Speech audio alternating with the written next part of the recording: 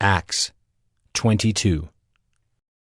Brothers and fathers, hear the defense that I now make before you. And when they heard that he was addressing them in the Hebrew language, they became even more quiet. And he said, I am a Jew, born in Tarsus in Cilicia, but brought up in this city, educated at the feet of Gamaliel, according to the strict manner of the law of our fathers, being zealous for God, as all of you are this day. I persecuted this way to the death, binding and delivering to prison both men and women, as the high priest and the whole council of elders can bear me witness.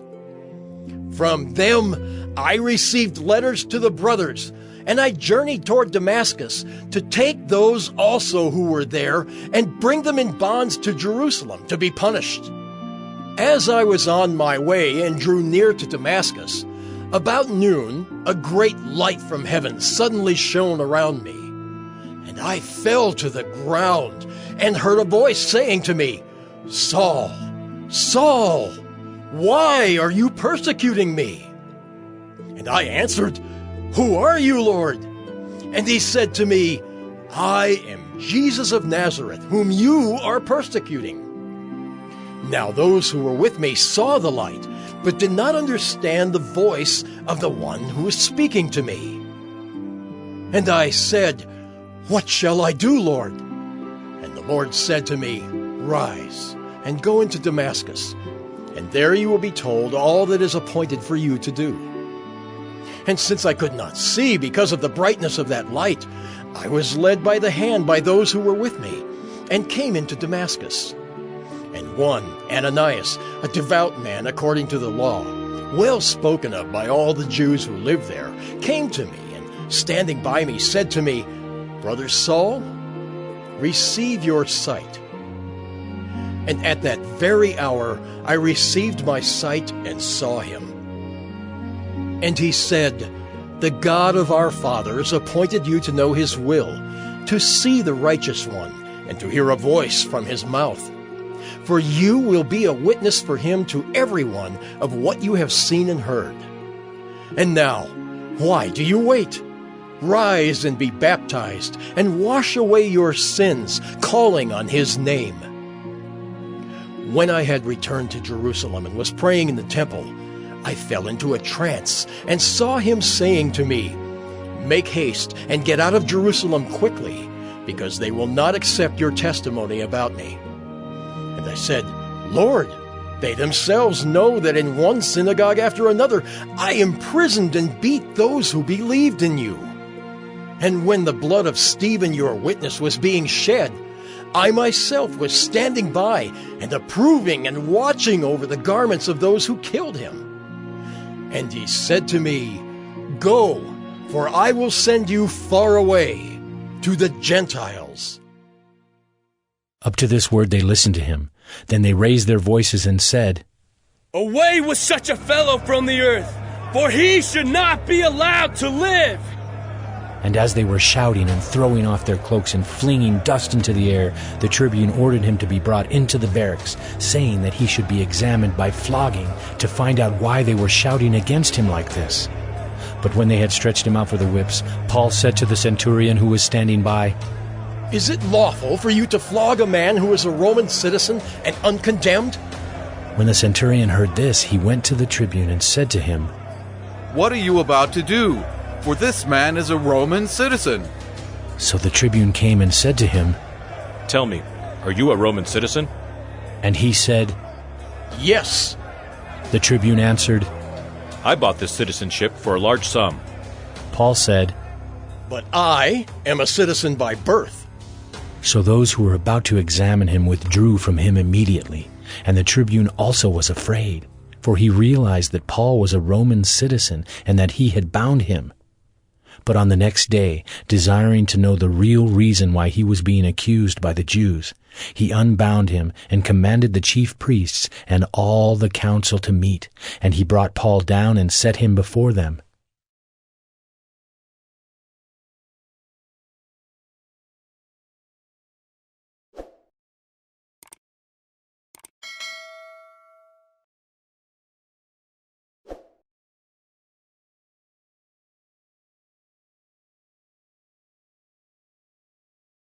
Acts 23. And looking intently at the council, Paul said, Brothers, I have lived my life before God in all good conscience up to this day.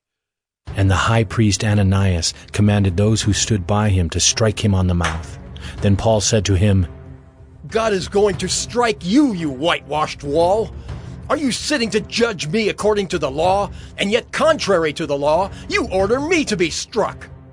Those who stood by said, Would you revile God's high priest? And Paul said, I did not know, brothers, that he was the high priest. For it is written, You shall not speak evil of a ruler of your people. Now when Paul perceived that one part were Sadducees and the other Pharisees, he cried out in the council, Brothers, I am a Pharisee, a son of Pharisees. It is with respect to the hope and the resurrection of the dead that I am on trial. And when he had said this, a dissension arose between the Pharisees and the Sadducees, and the assembly was divided. For the Sadducees say that there is no resurrection, nor angel, nor spirit, but the Pharisees acknowledge them all. Then a great clamor arose, and some of the scribes of the Pharisees' party stood up and contended sharply. We find nothing wrong in this man. What if a spirit or an angel spoke to him? And when the dissension became violent, the tribune, afraid that Paul would be torn to pieces by them, commanded the soldiers to go down and take him away from among them by force and bring him into the barracks. The following night the Lord stood by him and said, Take courage, for as you have testified to the facts about me in Jerusalem, so you must testify also in Rome. When it was day, the Jews made a plot and bound themselves by an oath neither to eat nor drink till they had killed Paul. There were more than 40 who made this conspiracy. They went to the chief priests and elders and said, We have strictly bound ourselves by an oath to taste no food till we have killed Paul. Now therefore, you along with the council, give notice to the tribune to bring him down to you, as though you were going to determine his case more exactly, and we are ready to kill him before he comes near. Now the son of Paul's sister heard of their ambush, so he went and entered the barracks and told Paul.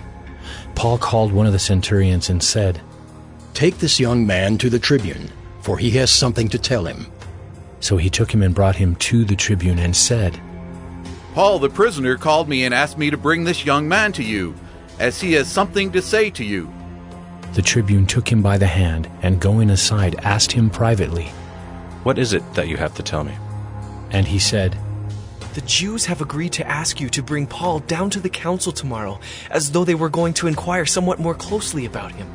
But do not be persuaded by them, for more than 40 of their men are lying in ambush for him, who have bound themselves by an oath neither to eat nor drink till they have killed him. And now they are ready, waiting for your consent. So the tribune dismissed the young man, charging him, Tell no one that you have informed me of these things. Then he called 2 of the centurions and said, Get ready 200 soldiers, with 70 horsemen and 200 spearmen to go as far as Caesarea at the 3rd hour of the night. Also provide mounts for Paul to ride and bring him safely to Felix the governor. And he wrote a letter to this effect. Claudius Lysias, to His Excellency the Governor Felix, greetings. This man was seized by the Jews and was about to be killed by them when I came upon them with the soldiers, and rescued him, having learned that he was a Roman citizen. And desiring to know the charge for which they were accusing him, I brought him down to their council. I found that he was being accused about questions of their law, but charged with nothing deserving death or imprisonment. And when it was disclosed to me that there would be a plot against the man, I sent him to you at once, ordering his accusers also to state before you what they have against him. So the soldiers, according to their instructions, took Paul and brought him by night to Antipatris. And on the next day they returned to the barracks, letting the horsemen go on with him. When they had come to Caesarea and delivered the letter to the governor, they presented Paul also before him. On reading the letter, he asked what province he was from. And when he learned that he was from Cilicia, he said, I will give you a hearing when your accusers arrive. And he commanded him to be guarded in Herod's praetorium.